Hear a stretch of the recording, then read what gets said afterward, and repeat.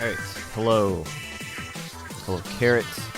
Yes, I got the sticker. Fits it, so now I definitely had to put it on to show off my swag. Hello, what the pock? Hey! I think I know who you are. Supers.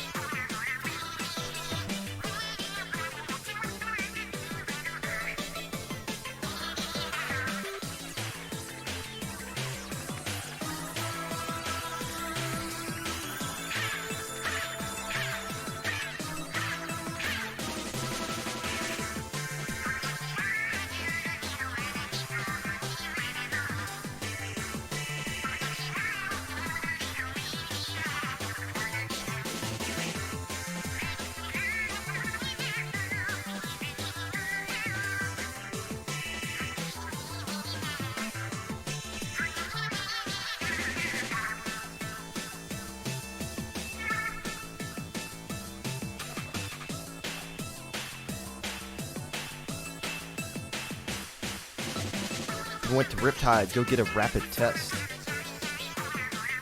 That's fair. Honestly, I haven't been, the last time I got tested, probably a year ago. That was back when, they were like shoving Q-tips up your nose, and it took like a week or so. It took like a week or so to get the result back for that. I'm assuming things have improved dramatically since then. Thank you for the subscription, Battle Girl, Dimples. 2 months of ad-free Popcast listening. I wish I streamed more to where subscribing made more sense. But also, do you guys get ads during the Popcast? And like, when you get an ad, when you come back from that ad, does it leave you right where the ad started, or do you just skip 30 seconds of the broadcast?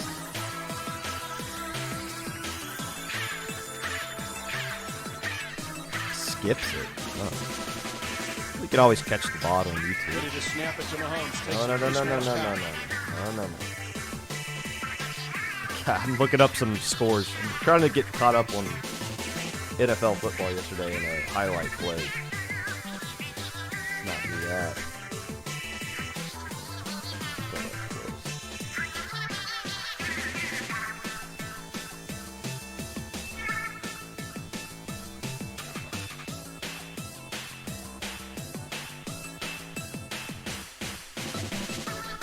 Aw, Jake taking Rizzo on the same flight home.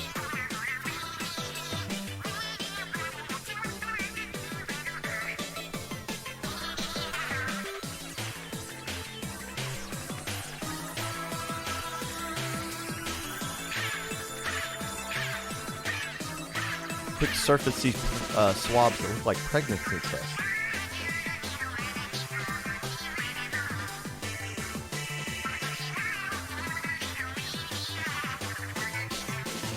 Is there a tournament or something this weekend? Yes, Squid Junction was Saturday. We'll talk a little bit about Squid Junction next week. I know. The good thing about being at a LAN is you don't have to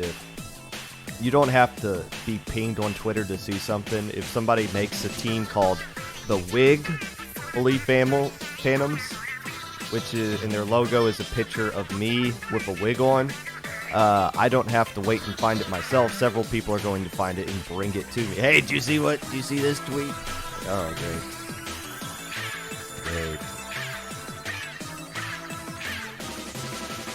Come with instructions, swab the inside of your nose and dab them. Do I have to stick it back into my brain? Like, I feel like they erased my ability to do algebra the last time I got a COVID test. But again, I'm assuming things have dramatically improved as far as testing is concerned from a year ago. Losers and nobodies? Well,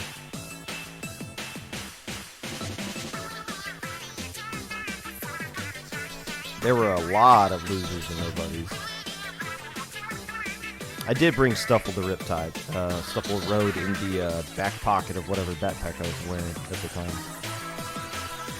Stuffle has made it back safe and sound.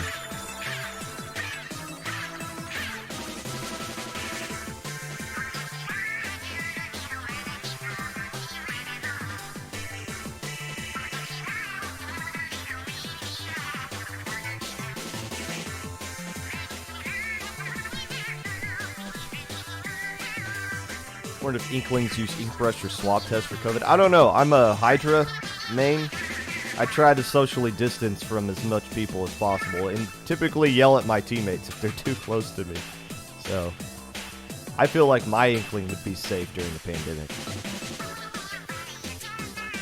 I did, Vincent. I did. I think all the IPL staff that Kraken could find was able to sign that poster. But I know for a fact I did. Yeah, Kufu's gonna survive a Inkopolis pandemic for sure. I also saw, I think I saw you tweeted you're dropping Knot, so that makes you even more safe.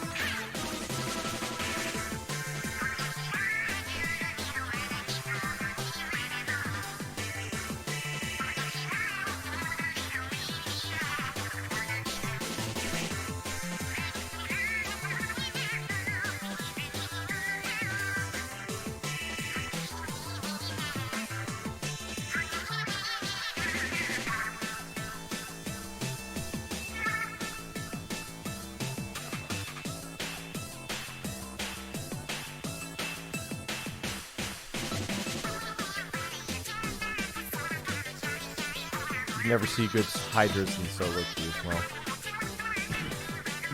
that's because they're all stuck in the same lobby with each other. every time I queue up in solo queue, oh, here's a charger for you. Oh, here's another heavy remix or something like that. And like, sell my signature for. The problem is you can actually no, I bet my signature is really hard to recreate. It takes a special kind of suck that you need to have in your handwriting to do my my popgun signature. You know, there were some times where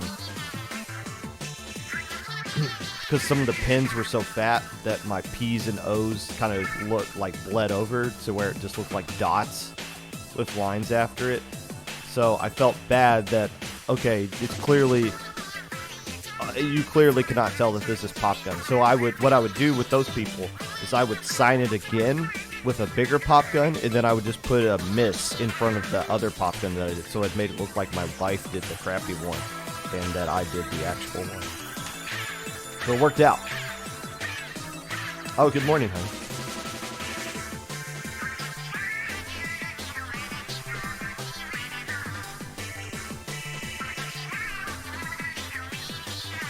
Please don't scream because my wife is here.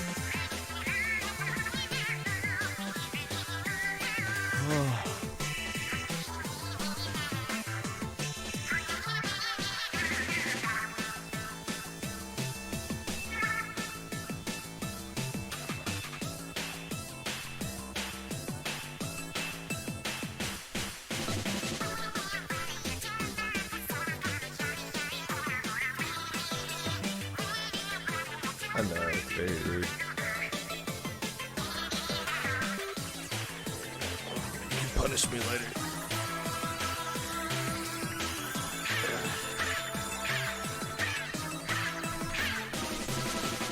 K-Gal jail. Hey, Miss Popgun was looking really good on K-Gal.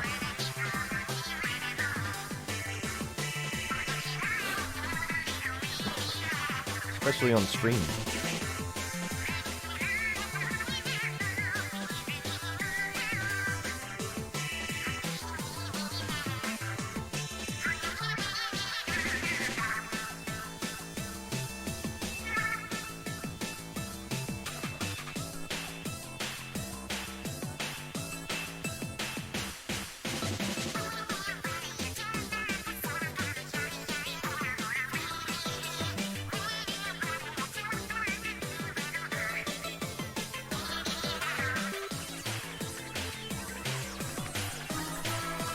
Oh.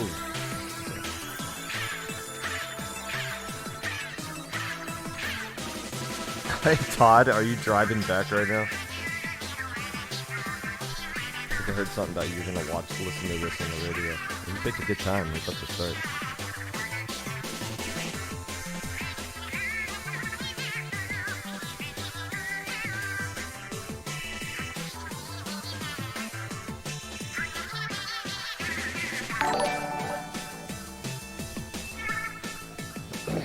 Thank you for the follow, probably Sakura.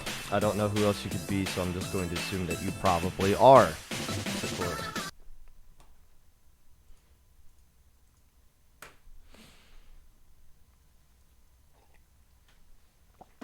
Hello, friends, and welcome back to the Popcast.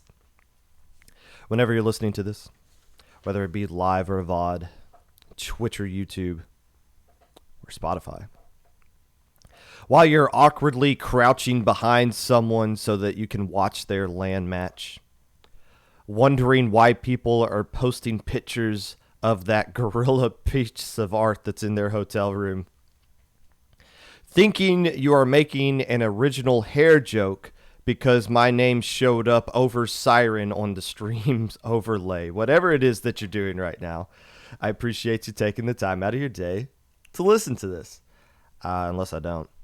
I felt so bad for Siren to start off that their grand final stream. As soon as they got introduced, the names popped up over the overlay, and it still was me and Magic. And of course, everyone in the Twitch chat noticed it and made a comment about it. Everyone on Twitter noticed it and made a comment about it. And since I was sitting near the front of the crowd during that stream right there at the venue, everyone within a mile square radius of me made a verbal comment about it. So I felt pretty bad for Siren. And I ran back there behind the stage, and I went to, I guess it was Nitro, and it was like, hey, you guys need to change this now. And they're like, oh, crap. So it was an easy fix, but yeah, I felt so bad. That's not fair to them. Siren and RZA did a really fantastic job commentating that grand final set. Obviously, we'll be talking about that, but the pop guns are home. As many of you that were there saw Stuffle being brought around in the back of the backpack that I was carrying my Switch in, and Stuffle is back, which could only mean that I'm back. My wife is back downstairs as well, so back safe and sound. We made it safely off the Ohio Turnpike. That had a lot of really cool service stations, even though all the restaurants in there were closed. Saw a lot of really cool windmills on the border of Indiana and Ohio.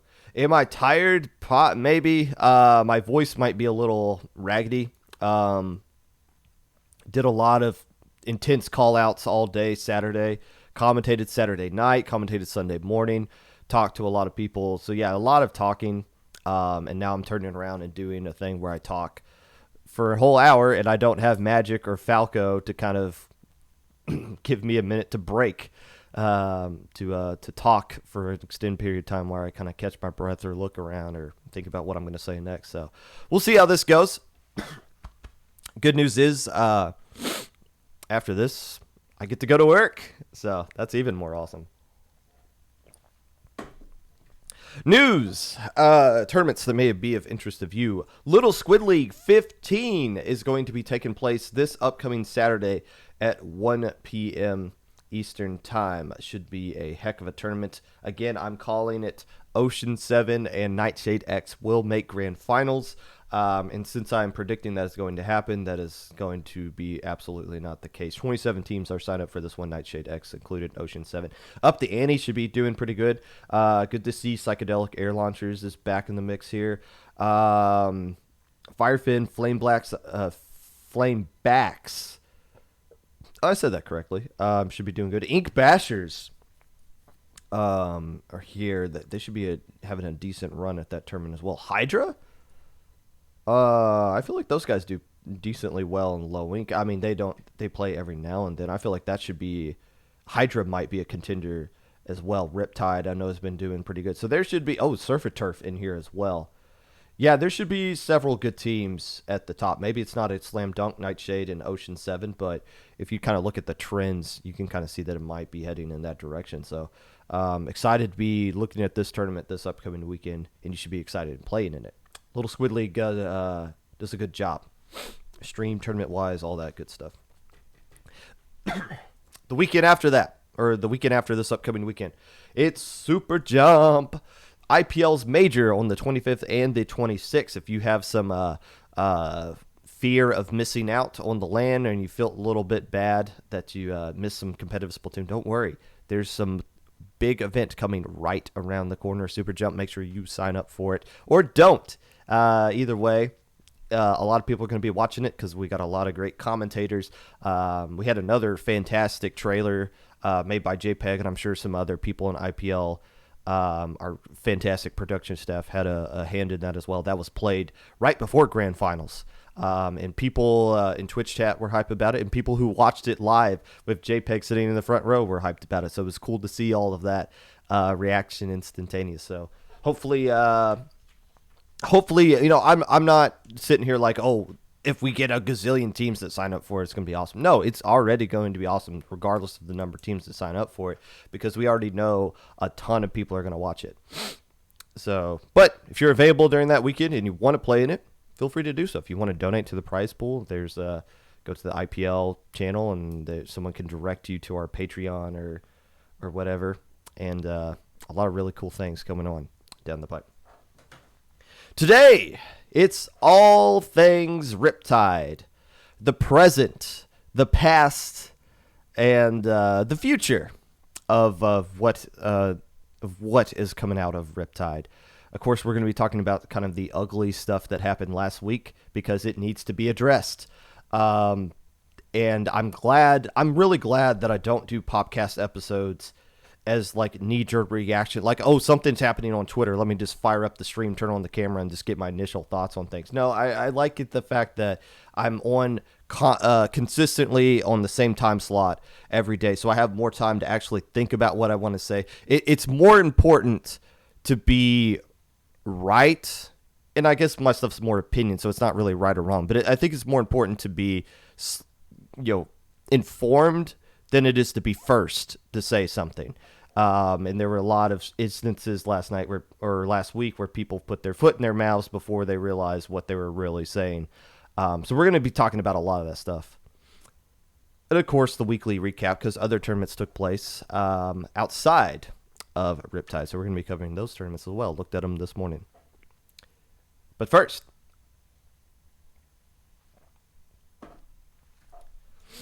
FT Win, or I should say not FTW, took on Starburst in the grand finals that we have all been waiting to see since the end of Tassel back in January. This was the matchup we wanted, and we knew that we were going to get when these two teams signed up for it. The question, though, is this a legit win for Starburst? That's the question everybody wanted to know, because not FTW had a built-in excuse for if they didn't win the tournament. It's in their name right there. Not. And also, I think there was K-Bot kept saying to me and Magic in like the pre-production before we went live, is like, it's not FTW, not FTW, not FTW. And I was like, well, wait, okay, so it's not FT Win, it's not FTW. Okay, I got it. That's going to sink in. Of course, we called them FTW the entire time, because how could you not?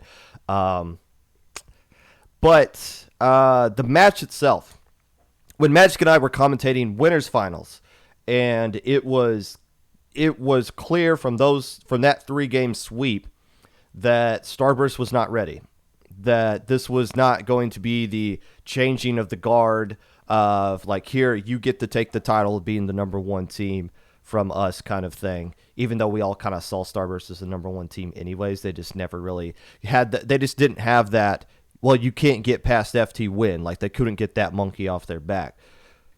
And after losing to not FTW 3-0, in my mind, I was like, that's it. I mean, yeah, we've seen grand finals come back, and maybe they could get a win or two off of them, but it was just not even close at winners finals. They had their moments on their counter picks at Hotel and Rainmaker at Humpback, but from what we've seen from a typical FTW win is that, yeah, they face adversity in the game, but some way, somehow, they always make the right play and always end up on top. Like they've been beatable for a while. It's just nobody was able to finish them off in a Game 5.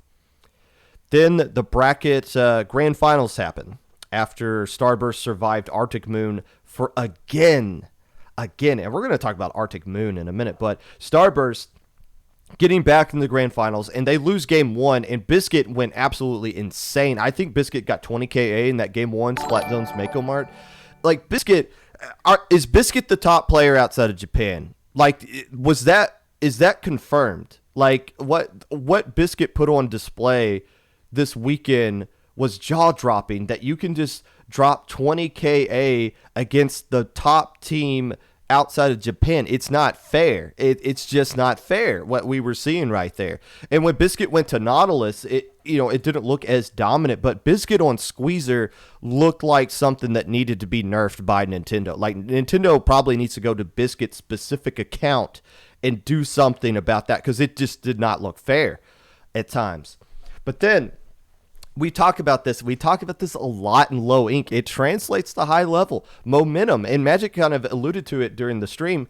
Momentum plays an even higher effect in a LAN environment when you're surrounded by people and you can hear the call outs right behind you on stage, and everyone was clearly rooting for Starburst, not because it's not that they were rooting against FT win, but more so people root for the underdog. I think when Arctic Moon and Starburst were playing off stream back in that set that had like 70 people huddled around it, I think most people were rooting for Arctic Moon then, not because they don't like Starburst, but you want to see the better story, and the underdog is always the better story, and you want to say you were there when you saw the upset happen.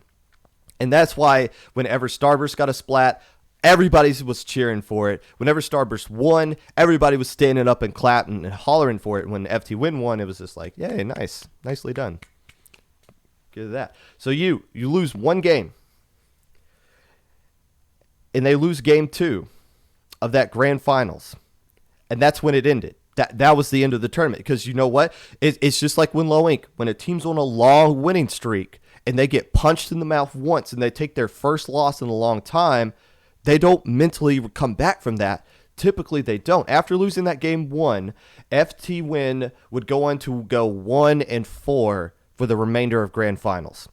They lost their next counter pick. So they lose their first game, then they lose on their own counter pick, and they win their final counter pick of that set before going to a Game 5 Rainmaker Humpback, where I cannot believe I'm saying this, but a Silver Aerospray was on the team that won a Game 5 game against not FTW. And then the bracket reset, it was all Starburst, and it was over at that point. It looked like FTW could have just held on just a little bit longer to that tower on Anchovy Games, but ultimately Starburst just had a little too much, and it was so cool to see that live, that reaction live. Not the people storming the stage, that was cool to see, but just seeing, I think it was Brand that just dropped to their knees instantly after that set was over. Like, seeing that emotion is so freaking cool, just to see that live, because it means something to them. And yes, well, let's talk about this real quick. Is it not actually FT Win that they played against? Yes, That is correct. There was no Shaq. There was no Bursty. They played with Toon, who, to Toon's credit, I don't know how much they've been playing, but they were on the roster when they won Genesis 7. So they do have a ton of LAN experience, of successful LAN experience. And also Leafy, who played just as well as anybody else that was on that stage. Leafy definitely showed that they belonged there. And if Leafy didn't belong there, FT Win wouldn't have them on. They would try to bring on somebody else. That's how high they view Leafy as a player that's just on their all's level. And I feel like Leafy proved it with their gameplay over the course of the entire weekend. But again, having the not right there is the built-in excuse. Well, you didn't actually beat Shaq and Bursty too. If they were there, if ifs and buts were candies and nuts, we'd all have a Merry Christmas. But I ask you this question. If not FT Win had won that tournament, like it looked like they were going to do after they dismissed Starburst in Winners Finals, what would you be saying? Would you be saying, well, Shaq and Bursty weren't there, so this win doesn't actually count? No, you'd be saying what I was saying, which is this is just FT Win. It doesn't matter who's on the roster. They don't rebuild. They just reload. And what you're seeing with Leafy and Toon being in there is the actual FT Win brand that we've come to expect from them, which is dominance, dominance, dominance from start to finish. But because Starburst came back, forced the bracket reset, and then swept them, now all of a sudden the narrative on Twitter is, well, it didn't count. It didn't count. This doesn't mean anything. Well, let me ask you this. What else does Starburst have to do? You can only play the team that is in front of you. And their name of that team can be whatever it needs to be. But until they actually play the actual FT Win roster, my question is, where are they? Of course, they're off in college. They have other things going on. They're on a bit of a hiatus. They have actual lives.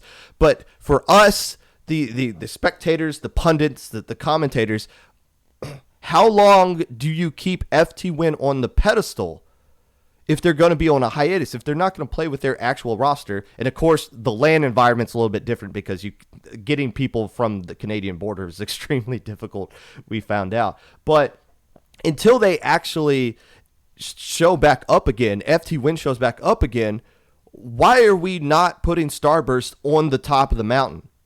Like, what else? The Starburst has beaten everybody that's in front of them. So there's no reason to see them. Yes, FT Win trophy case all time is untouchable. That is a fact. But we're not talking about all time right now. We're talking about present day. The number one team outside of Japan, present day, is Starburst, and that fact cannot be disputed until the actual FT Win comes back and plays and beats Starburst. They should not be seen as the best team outside of Japan right now. It belongs to Starburst. Starburst, and it should have belonged to Starburst before Riptide. If they lose that grand finals, we have a different conversation, but Starburst was at the top.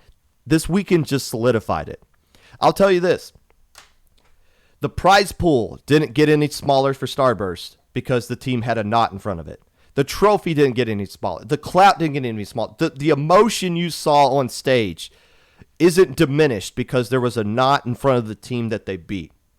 None of those things go away. And by the way, if we want to have this kind of conversation, well, what would happen if that team was there or if FT Win had their actual roster? Bruh, what would happen if one team from Japan was playing in this tournament? On LAN, could you imagine us playing against a team on Japan on LAN with zero lag? Oh my goodness.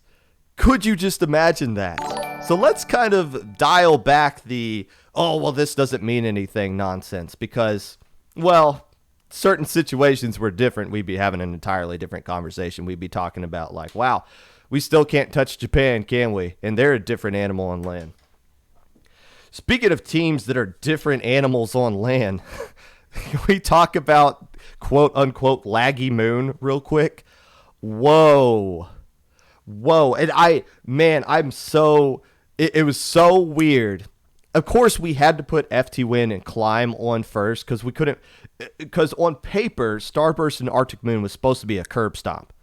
Or maybe not a curb stop. Well, yeah, actually, yes, it was. It should be a curb stop because Arctic Moon, as good of a team as they are, Starburst, like I said, just a completely different animal. It should not be 3-2. But we were just sitting there watching, me and Magic kind of commentating to like 700 people live who couldn't see anything, and we couldn't see anything either. But Arctic Moon and Starburst in round one went to 2-2. And that's like, okay, if this was on stream, this would be one of the most hyped things ever. But we're just sitting there kind of watching it. And Arctic Moon didn't get the win there and then made it all the way to third place, knocking out Climb, 3-0 Climb.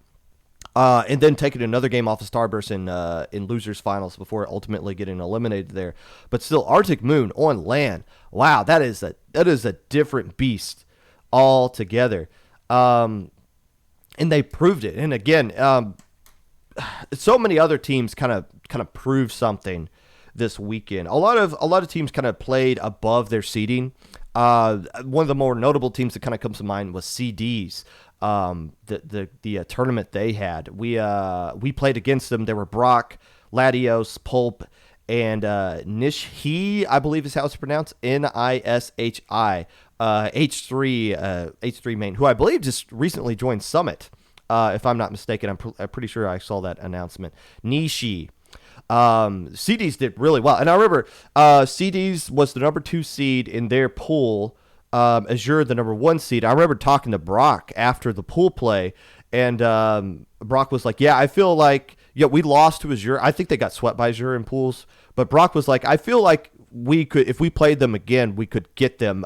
We recognize what mistakes we made specifically, and I feel like if we went up against them again, we could beat them.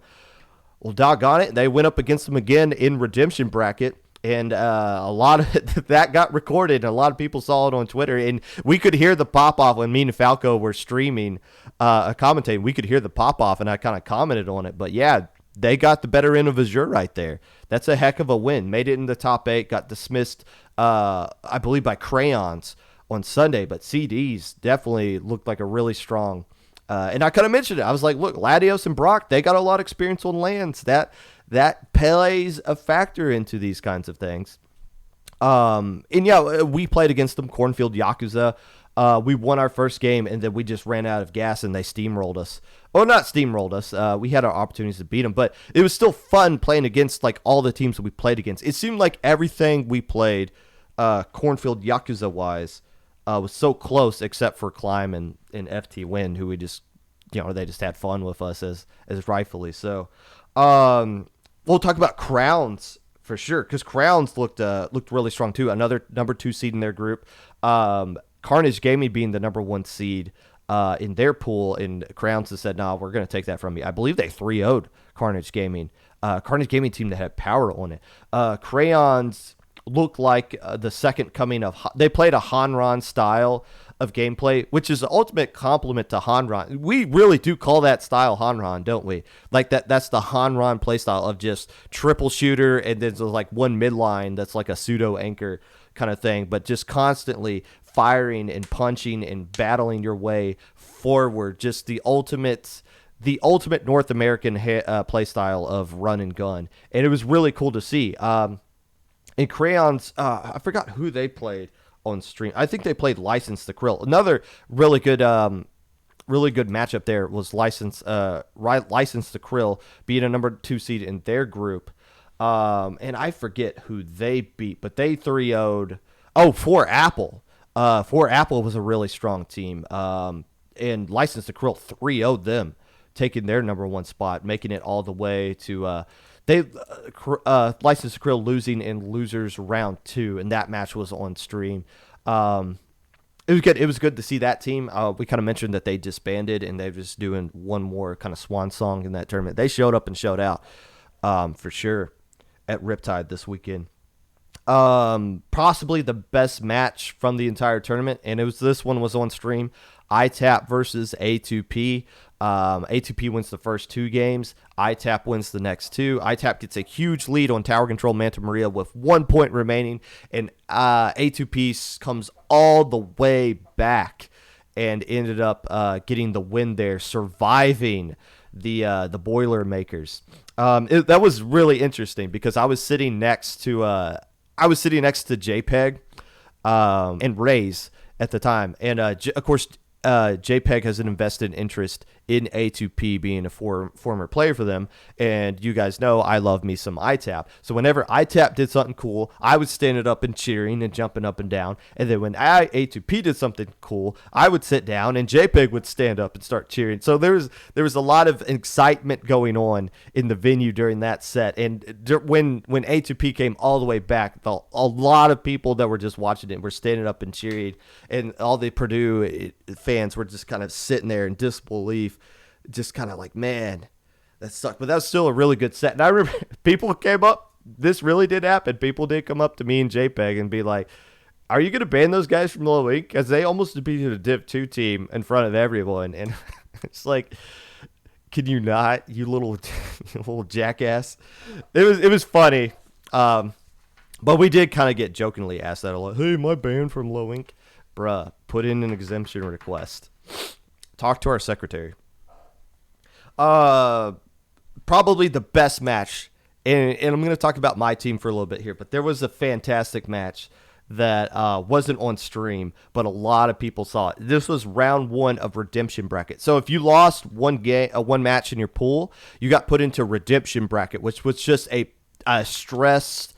very stressful, really close games to where if you won 2 out of your 3 sets, you were likely to move on to top 16, which was everyone's goal, was to make top 16. But all those sets were teams those were the best sets of the entire tournament, and not a lot of them were seen. But you were put against teams that were directly at your skill level, and it was insane. We played Chalk in the Supersonic Birdbath. I believe it's Prin and Krim.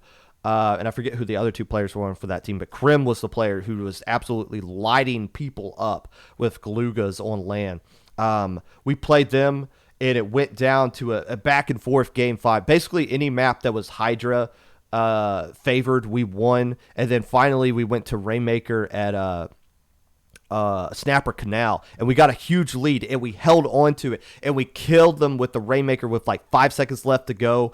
But then we grabbed it, and we didn't know what to do with the Rainmaker, and we died with it. And then I felt like Allie was sharking in the right spot, but they just got the right splat on her. And then I was the last player, and I just kind of jump over, and I'm just firing my knot at anything, hoping to get the kill, and I don't get it. And then at this point, because we were a little delayed because it took us a while to get in that room. So we were the last set to finish in round 1. So everyone that was finished was huddled around our station. And when I died, I just dropped my headset and I just screamed the F word. And everybody else was just cheering and popping off. And it was such a cool little moment. It sucks because you're on the losing side of that. But that's a fun loss when you think about it. And it's such a cool environment that you can never replicate that anywhere unless it's a LAN in person. And that's what made it so cool. And then we bounced back the set after that. We played 4 Apple, and we beat them coming from behind in Game 5. And we were hype about that. And then we played Fiction. And at that point, we beat Fiction. But it was I don't want to play this game anymore. We just played 10 games of unreal Splatoon with a ton of people crowding around us watching.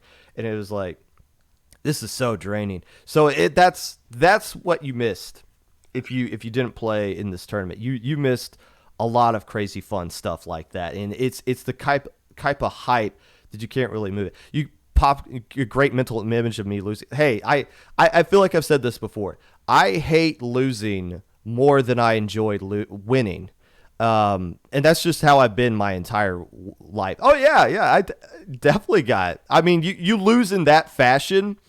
I mean, you kind of do that anyways, but with all the hype built up around you, yeah, that emotion kind of comes out, and you saw a lot of people getting kind of emotion, not like violent or anything like that, but you could just see every mistake on somebody's face was just amplified, and it's so cool seeing that kind of emotion because it means something, it's cool playing for something that means something when something is on the line. The event itself, as a whole, a total blast, a home run of an event For sure. Credit goes to K-Bot. Nitro did a really good job on stream, and they kind of highlighted several other people behind the scenes who you may have seen or that was at home moderating the chat that played a big role in making the event a success. And it really was a great event when you were actually there. I think the stream peaked at about 1,000 people watching it during Grand Finals, which was awesome to see. Commentating it was really fun. It's really different. I'm glad that I got to commentate with Falco because me and him kind of built up some rapport over the course of the week leading up to when we were commentating. So it was cool for us to sit there. They told us that we weren't going to be able to take a break, that you just had to talk through it. So it felt good to be able to just like have like natural conversations with somebody that like 500 people are also listening into. And we couldn't see chat, by the way. I went back and watched some stuff and people were like asking us questions. Like we couldn't see chat, and that was probably for the better. So it doesn't like add that extra pressure if you say something weird, because there were some times where I got hyped and said something that was probably weird and made no sense. But you do truly feel like it's just you and the person next to you. And of course the audience can hear you as well, and you can hear them giggling whenever you say something crazy, which is funny as well. But when we did grand winners finals with Magic, that was a lot of fun. Just being able, because me and Magic have done a lot of really hype events online, so being able to do stuff right next to each other, where it's a lot easier to like the back and like the transition between the two commentators, it's a lot easier and it's a lot more natural when you're just sitting right next to that person. And a lot of people were singing our praises on Twitter, of course, for Risen Siren as well, rightfully so. But it was cool seeing a lot of people being like, "Hey, Popgun and Magic, we need to see these two going forward at these lands." And I'm like, I'm for that because that was a lot of fun. Yeah, overall, everyone, I think this is the only time I've ever seen an event where you have to keep your masks on, and everyone actually kept their mask on. Like there was not, like every now and then you see like one jackass with like no mask at all, and like nobody's going up to that person and say, "Hey, you need to have a mask," and they're like, "No, I just don't believe in mask." No, everybody was wearing a mask there. And anytime somebody like lowered their mask or anything like that to get water, like there was constant reminders like, "Hey, make sure you guys are wearing your mask the whole time." You couldn't bring food in, although I know one of you did. So you weren't tempted to like eat your food. You weren't supposed to have water bottles in there as well. Like you could drink water outside, but I don't think they wanted to encourage you to have any reason to take your mask off at all to like eat or drink or anything like that. And for the most part, for the very mass majority of that part, people were following that, and that was cool to see. Social distancing, maybe not so much. The stations weren't set up to be socially distancing. That is for sure. Like if you're 6 feet apart from your teammates, you shouldn't be able to just like touch them or anything like that. I could very easily not like bump elbows with them, but it was definitely closer than 6 feet between my two teammates the entire time that you were with there. And of course, like people, if you're in a hype set, people were getting up closer to you so that they could see your monitor to see what was going on. And I saw K-Bot at times like trying to crowd control, like, "Hey, back up a little bit here, guys." But you can't really do that when 5 stations are going on and everybody's getting kind of up into things. But for the most part, I feel like if you're going to do a LAN during a pandemic, and we're not going to know, we're going to find out, I guess, over the course of this week if it worked or not, as far as if there was a breakout or anything like that. So you can't really declare it a success yet. But if we're in this pandemic for the rest of our lives, and we might be, for all I know, this might be the only way we can actually get through a LAN. Security, I think security was pretty tight. Of course, there was one situation that I think a lot of people saw on Twitter, but that was the kids involved in that were just there at the venue. It wasn't like a specific attack. against anything that was meditated on Twitter. It was just a couple of teenagers that are total jackasses, and security dealt with that. At least from what I saw on Twitter, it came across as security was able to deal with that. It seemed like security presence was pretty heavy, and pretty friendly. They weren't like total like turds or anything, like open your bag, let's see what's in there. No, they would like joke with you a little bit, but they would still like check through your bag and stuff. And of course people were able to sneak in food anyway, so I don't know how thorough of a bag check they did every time, but you had to get your bag checked, and then you had to get radared every single time you went past the center. I think some people got denied because they were wearing hats, and or I guess wearing hat like too tightly for too long, so when they took their hat off and got radared, it was too high of a temperature. But you also, like in the main lobby, you could see a lot of just security guards just kind of floating around, especially at night. Now, this sucker is massive, and if something goes on the hallway, then there's no like security guard right there.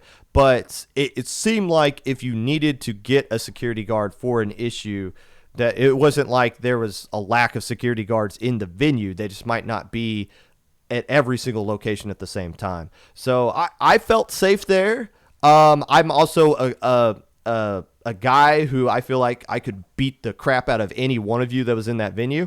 But me personally, I felt safe. My wife felt safe. I still wouldn't want her walking around by herself at any point there. But she at least, me and her were talking, she at least felt like she was in a safe environment for what it was. So yeah, as far as the LAN, I think this was run about as well as you could expect it to, given the circumstances.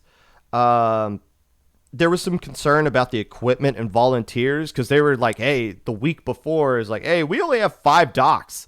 We don't get any docks. We can't do this event. And like, we don't really have volunteers. So I offered my dock and my LAN cable, and I told K-Bot, I was like, hey, I can if you need me to volunteer, I can. But it got to the point to where like we have too many docks and we have too many volunteers. So it was like, okay, cool, that's awesome. It seemed like there was concern leading up to it that both of those issues were not going to be fixed. But I think once the LAN actually started, like more than enough people brought equipment that didn't come forward initially and said they would, and more than enough people came forward and said, I'm going to volunteer, even though they didn't say so beforehand. So I think issues just kind of solved themselves once like Thursday came around and event actually happened.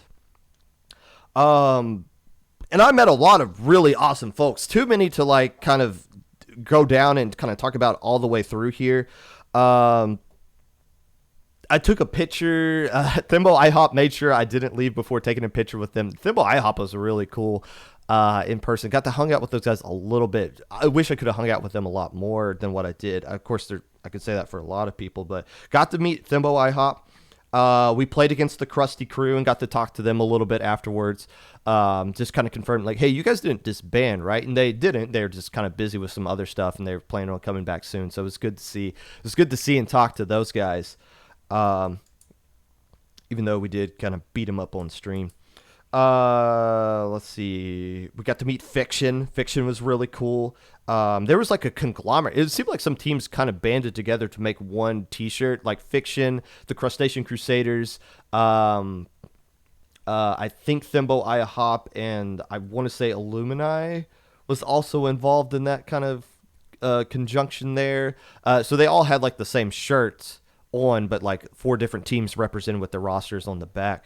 But Fiction was there, and it was cool to see him. I think A2P is the team I'm missing that had those shirts as well. Chatted with Illumini a bit. And they looked really good. They played ITAP and beat them on stream. We might see a rematch of that at some point in Low Inc. If not, I'm sure those two teams have played against each other a lot, actually. But we got to meet Illumini. They were really cool. We got breakfast with ITAP yesterday. And a lot of fun other individuals. Ademir from Red Sun came up to me and we chatted a little bit, took some pictures. A lot of people came up to me and was like, hey, I'm a big fan of the Popcast. I like what you do. Thanks for doing that. I remember I was at Applebee's and someone came up to me and said, hey, you talked about my team You said some really nice things about my team. I just want to say thank you. I appreciate it. And I was like, awesome. That means a lot to me. What team are you? I didn't understand. Oh, Kingmaker. Okay, cool. Yeah. Once it was so funny because I didn't wear a hat purposely because I knew people would recognize, and people would say, hey, Pop Gun. And I'm like, yeah, that's me. And then there was like that awkward pause where I'm just kind of like waiting for you to say your name so I know who you are. 99% of the time when you said your name, I knew who you were, or I can be like, oh, I know what team you play for, and I can start a conversation with that. How's your team doing? I saw you guys accomplish this. I saw you guys were recruiting or you added a new player. Like I can start a conversation, but when so many people wearing a mask who I have no idea who you are just came up and be like, hey, Pop Gun. I'm like, hi, yes, that is my name. Tell me who you are. Like the faster you can tell me your IGN, the better. And that was just kind of a funny moment. And it was so cool to talk to all these people. And took a lot of pictures with other people as well. So that was cool to see. And I'm sure several other people had that experience as well. So many people. Again, I can't really mention everybody. But I was excited. I was legit excited to meet all these people. And let's see, IPL. A lot of IPL folks there. We had me, Kraken, JPEG, and Rays all there, all tournament org heads for IPL. And we had a secret meeting about how we're going to buy out this entire scene together. JK. But there were several other IPL staff members and commentators there, and we took a giant organization photo that I don't know if it's been shared yet or not, but it was cool for that to see like your coworkers basically representing the brand. Kraken hooked me up with a lot of IPL swag and stickers. Check out this pin. Look at this, and look how official this little pin is here from IPL. It feels like we're an actual org. Can we make this something to where I make money and I can quit my real job? That'd be awesome. Hung out with A2P a bit. Those guys were cool. And of course my usual friends group. I met Falco Flyer. That guy's really awesome. And we got to hang out, with just my normal, Sploot Troop friends, that I always hang out with, whenever we get the chance to. So it was overall just a awesome, fun event, and, went out just as good as you could expect it to do. I gotta hand it to EndgameTV. They know how to run a party. If only their leadership and decision-making weren't total garbage. Total garbage that just reflects poorly on the entire community. We'll get into that in a minute. But there's some other stuff that happened this weekend. So let's kind of talk about that for a hot minute. It is time for the weekly recap.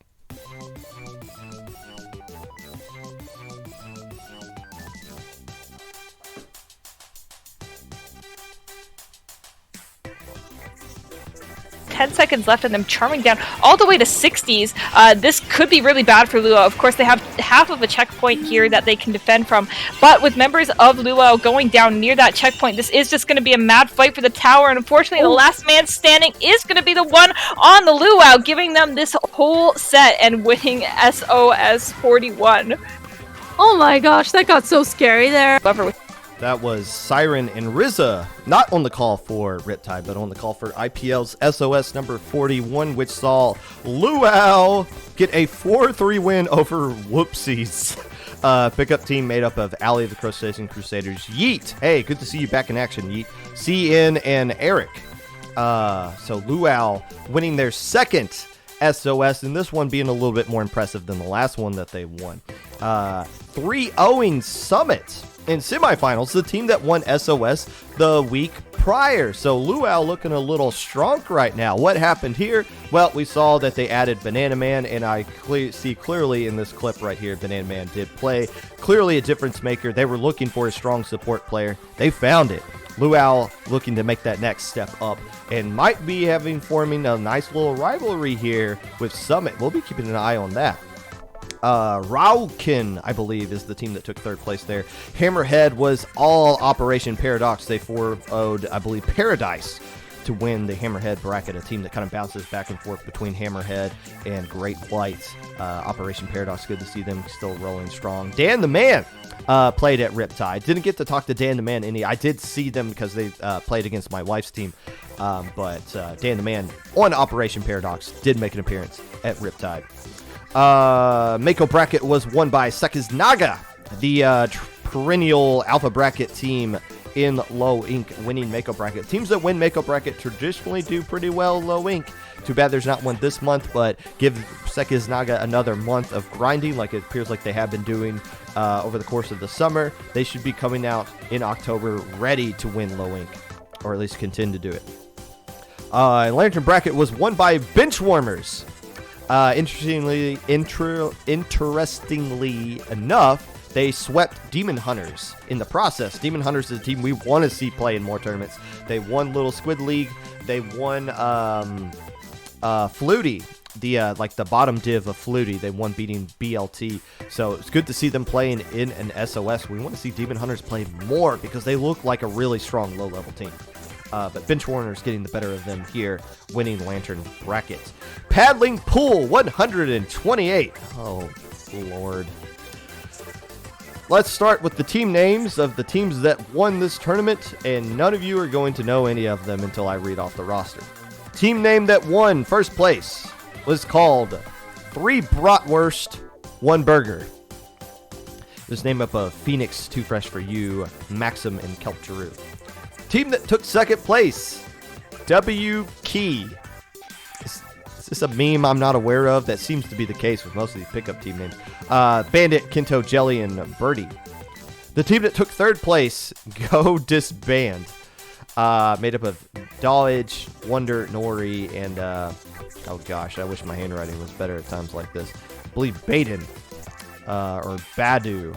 This is that fourth player there for Go Disband.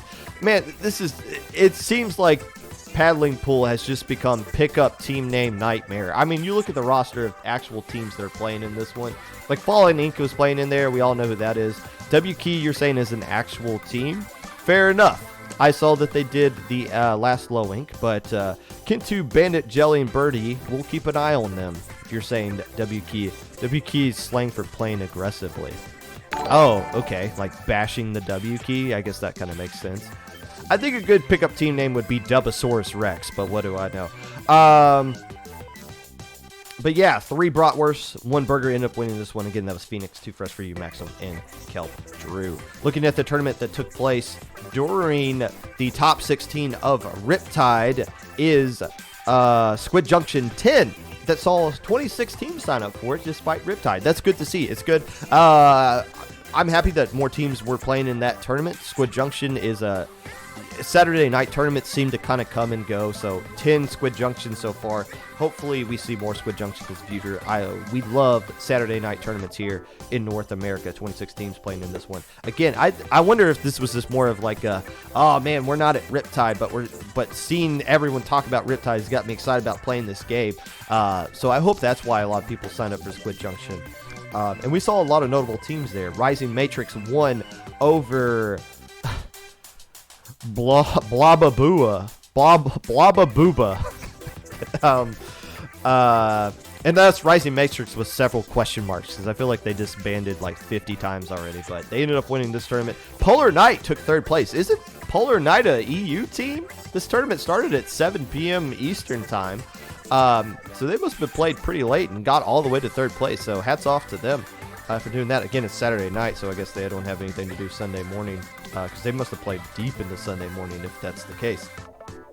Other notable teams that played in this tournament that we might not have seen for a good chunk of time, that would be Stargaze coming back for this one. Splatter Swim. I think Splatter Swim's going to set a record for most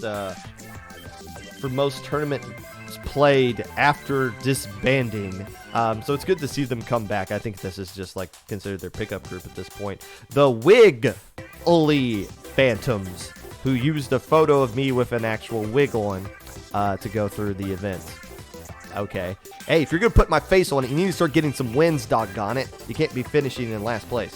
Synergy played as well. I haven't seen Synergy been playing in a hot minute, so it's good to see them bounce back into this tournament and get some dubs there as well.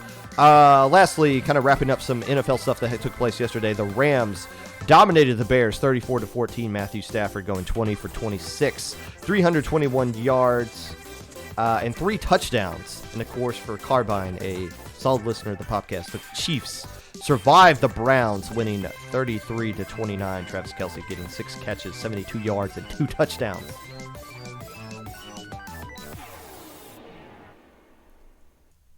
And that was your weekly recap, sponsored by the Silver Arrow Spray. Hey, are you playing FT Win and you need to get a win against them in a critical Game 5 where if you lose, you get knocked out of the tournament? Why don't you use Silver Arrow Spray? It worked. Okay. Silver Arrow Spray, a proud sponsor of the weekly recap here on the podcast. Unfortunately, Todd, I didn't see the Eagles. Do the Eagles play tonight? I would assume so. No, they don't. So what? Hold on. I'll look up the Eagles real quick. Oh, wow. They routed the Falcons. Jalen Hurts, 3 touchdowns. 62 yards rushing. Okay. Well, I think they found the quarterback they needed then. Maybe you don't need to trade for Deshaun Watson. Save all the masseuses in Philadelphia the trouble. All right. So it's time for the not so fun part. And, I debated on the order that I want to go with this. I felt like it would have been weird to rip EndgameTV and then go back after that and compliment, well, they still did a really fun event that we all really enjoyed. I feel like it'd be better to talk about how good of a job they did first before talking about how horribly horrible of a job they did leading up to this event. But we'll try to end things on a positive note if we can. But things happened last week that we have to talk about, as uncomfortable as they actually are. The worst kept secret of Riptide is that this was going to be the swan song for EndgameTV for a lot of reasons. And if the decisions made last week wasn't an indicator of that, then I don't really know what would be.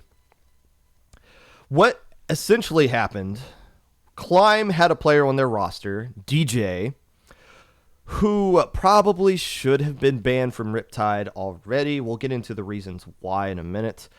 But Climb at least came forward initially to EndgameTV and was like, hey, are we allowed to play with this player, given the circumstances that are going on? It was made, at least, I can't confirm this, but the narrative that seemed to be driven by Climb is that they were told, just we're acknowledging that you're asking this and we will get back to you at a later date. And it seemed like they came out initially a couple of months before and basically came to EndgameTV with this. So they gave EndgameTV time to work with here. I don't know specific details of that, but that's just the narrative that was being driven on Twitter. And as we're going to find out, narratives being driven on Twitter are absolute garbage. But that's at least the story that we can tell. What we do know is that EndgameTV came out in the middle of the night on Tuesday morning at about 1 a.m. and released their findings on if this player should be banned or not, and they decided, yes, DJ should be banned from this event. The problem is, the event is 2 days from when the ban came out, which led to this explosion on Twitter of, wow, how could you wait this long to make a decision when you were given plenty of time of heads up to make the decision, and all the staff members that you have and all the decisions you've already made and very quickly as far as who should be banned or not. Why did it take so long for this? You're not going to refund this player at all. This is messed up, which is all true. All very true statements to be made. However, what a lot of people were missing here is one key question that nobody almost nobody was asking and almost nobody was giving us that answer to. And it's a question I had and why I didn't say anything on Twitter about what was happening. The question is, why were they banned? What did they do to deserve being banned initially? The narrative on Twitter was the reaction about the ban, but nobody was stopping to think, why would they be banned from this event? If you're banned from Riptide and it's this soon, you must have done something that is shocking and not appropriate, right?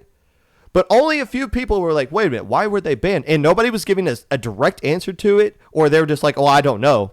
And I remember asking in a couple of private servers, like, hey, I saw this too. Why were they banned? And nobody was really giving us set answers to that. And then EndgameTV, due to the backlash, said, hey, we realize we waited too long to give this announcement out. So here we are. We're going to reverse the ban, and we're letting DJ come back in. To which everybody cheered, called DJ a king, and celebrated. And this is great. EndgameTV, they screwed up, but they're doing the right thing. And now DJ gets to come and play. That was all fine and dandy until that question finally got answered publicly. What was it that DJ did? Well, according to what Smash players were able to find, and this is what really caused a big stir just a few days after the ban got announced or undone, is that we found out exactly why DJ should have been banned. Documents dating back that got released a little bit while ago, and maybe I did see this and completely forgot about it, but here we go. We found out there is some pedophilia and grooming situations going on here from DJ with one victim, but as we found out over the course of the week, there's actually a second victim.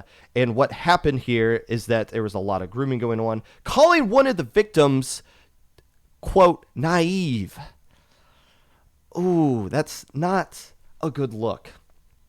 And of course, Smash looked at all that and then saw that we were celebrating, or not we, that's not a fair statement to say, I'm sorry, that saw specific players from the Splatoon community celebrating that this player, when in that document that got released earlier, were celebrating that this player got unbanned, were upset, and channeled their aggression in a really stupid, childish mom mentality that showed that they were missing several pieces of information themselves. I saw a lot of really disgusting stuff coming out from people who I don't want... I don't like saying that people represent the Splatoon community when they don't, and I don't want to make that same kind of statement that these people representing the Smash community, but there were some high-level Smash people saying some really inappropriate stuff. One of them saying, calling for basically those players on, or the player that was banned to be jumped if they showed up to Riptide. One of them saying, bring out the electric chair, and it's so disappointing in human beings in general that there were people that were calling out, anybody from the Splatoon side that were saying, hey, you shouldn't be calling for people to bring violence and to bring an electric chair for anybody. That's really messed up. But when you tweeted that, Smash people were just coming in and just dominating, quote retweeting, lighting up comments with all this stuff about you supporting pedophilia, which is so beyond stupid of a statement to make, to be putting words into other people's mouths. I mean, some of the best people we have in this community, they were going after Mamba, Dr. Prodigy. I think Lily, I saw at some points, was getting lit up. And I was like, do you even know who Lily is? Do you know all the great things Lily does for this community? Are you seriously going after that? It's so crazy that people were doing that, and it's putting words in other people's mouths that they didn't say. Nobody said that we are supporting pedophiles because we have done a good effort to try to clean out that crap from our own community. But when you call for violence not to happen, all of a sudden, this is what you literally mean. No, you can't put words in other people's mouths. That's like saying, I like mango. Oh, and then someone say, well, that means you hate Zane, right? I'm like, no, did I say I hate Zane? I just said I liked mango. You can't put words in other people's mouths like that. That's not cool. So the people who did that and tried to just like frame this narrative that wasn't there, that's so childish. It's such a mob mentality, and it's not fair to anybody involved.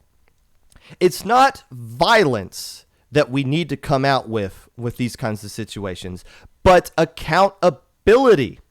We need to start holding people accountable for the things they do and say, especially when you have more clout and you hold more sway in the community. You need to be held to a higher standard. So let's start with that. Let's start with Splatoon and start pointing the finger at some people who need to be held to a higher standard and need to be held responsible, accountable for some of the things that's going on here. And I'm starting with Climb. I'm sorry, but Climb needs to take some L's right here for how they handled this situation. First off, they fell for the Madhouse trap. They tried to tell us what the narrative for a certain player should be, and ultimately for that certain player to come back and kind of screw us all over in the end. Madhouse was like, hey guys, Bliss has changed. It's cool. It's fine. They're not the same racist a-hole they were before. Racist, homophobic a-hole they were before. We're saying they're fine. And you know what everybody else said without that? Well, Madhouse says they're fine, so they should be fine. Let's give them a second chance. Well, we gave them a second chance. Look what happened. It took a week, didn't it? Maybe 2 before we found out that was a load of crap. So here we go. Climb fell for the same exact situation.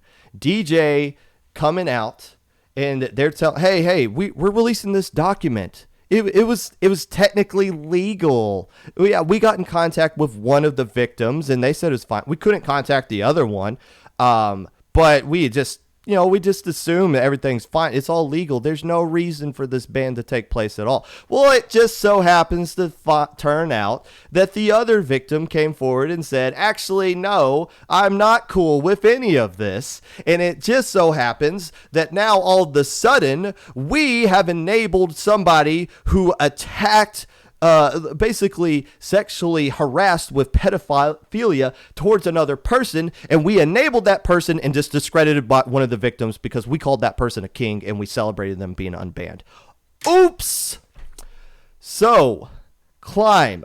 The question is, why do they care so much about DJ? Because if this was somebody else, if this was anybody else, if this was that jackass that once said, I might be a pedophile, but I'm really good at the game, and everybody quote retweeted, you suck, you're Div 4. And I'm sitting here saying, what does skill level have to do with any of this? If you're a pedophile, there shouldn't be a, check if they have a certain X power, if we should care about this or not. No. You are a pedophile, end of story. But Climb, wanting to win this tournament or do good in this tournament, what we are saying here is that, we can twist the narrative a little bit, right? Well, because they're good at the video game, we want to bring them in and go with that. That's high-level privilege, guys. And that's the problem here. It's the same thing with Alliance Rogue when they added Bless into their conversation. Or when they added in Bless just after they immediately got kicked off of FT Win and then used them to change the word to win that pay for Splat tournament.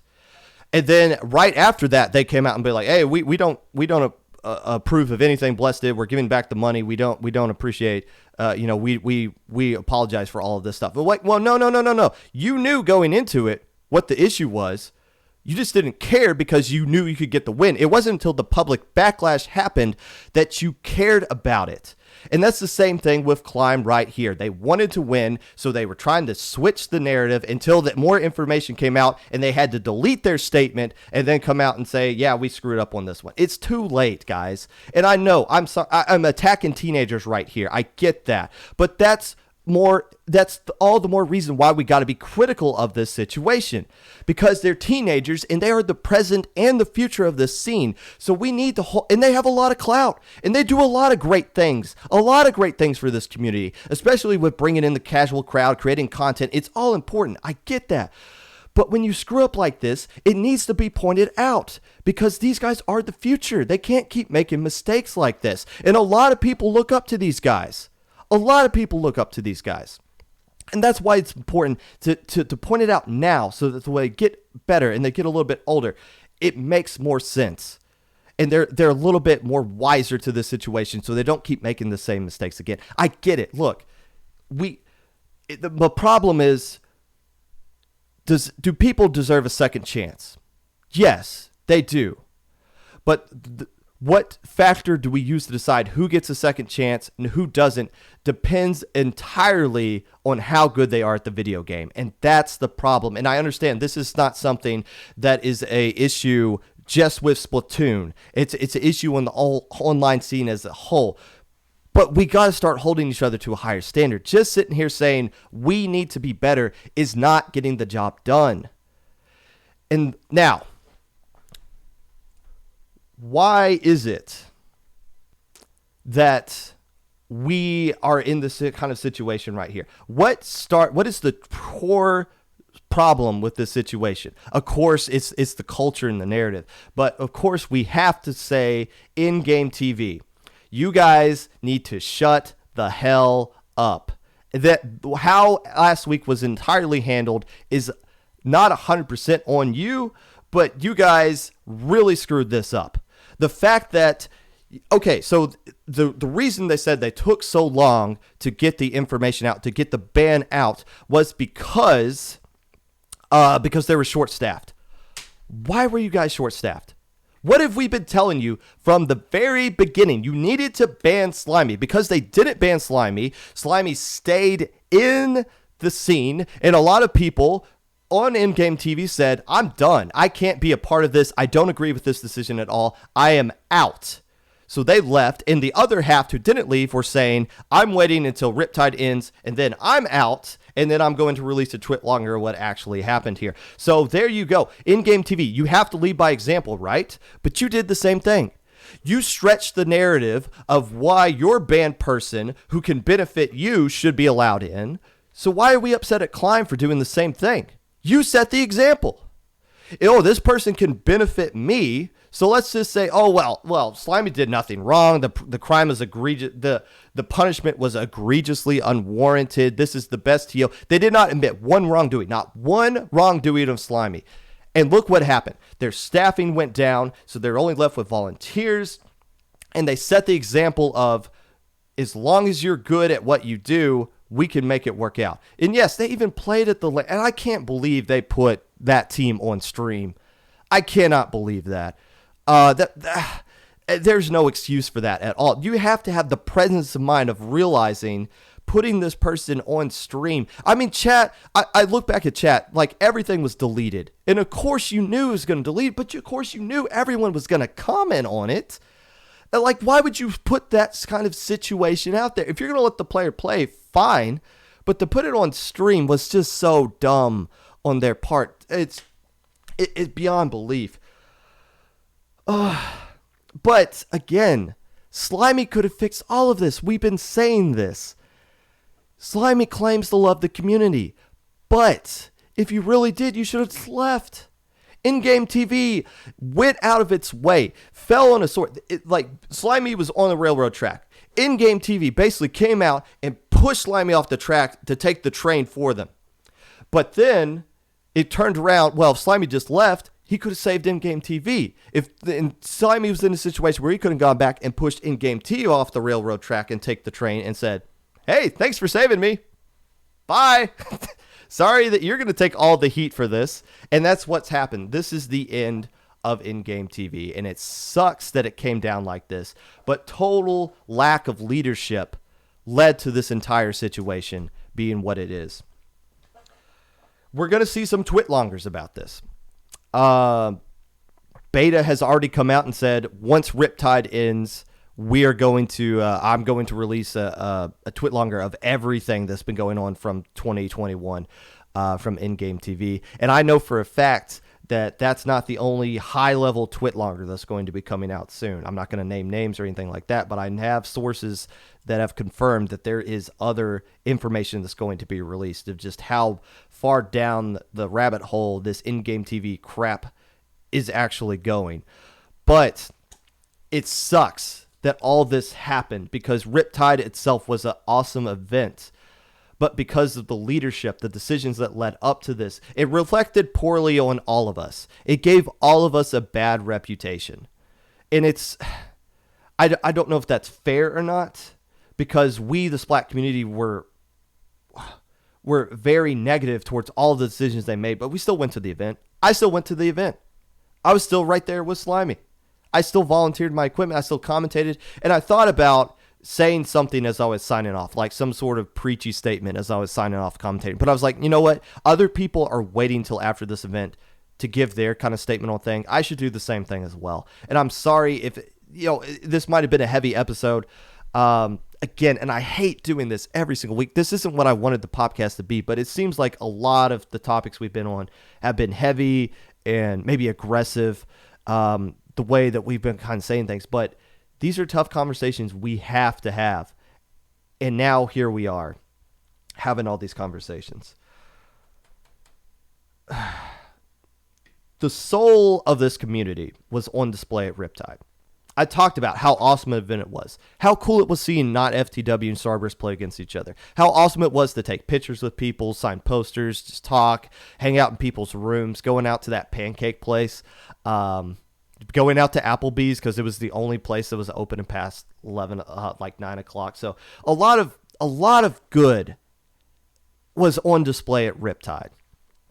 That good is worth fighting for.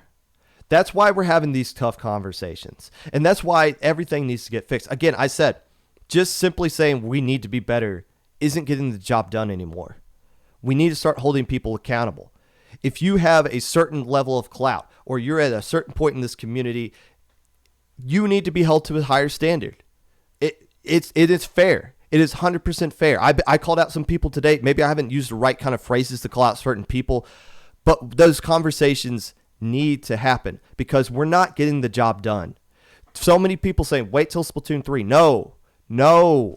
We can't just wait for casuals to come in and save this community. We have to build the infrastructure now so that when Splatoon 3 comes out, we're ready to roll. It's just a transition. It's not a rehab. We need to fix everything right now. The best thing I could tell you is this. We have a house, and the house is on fire.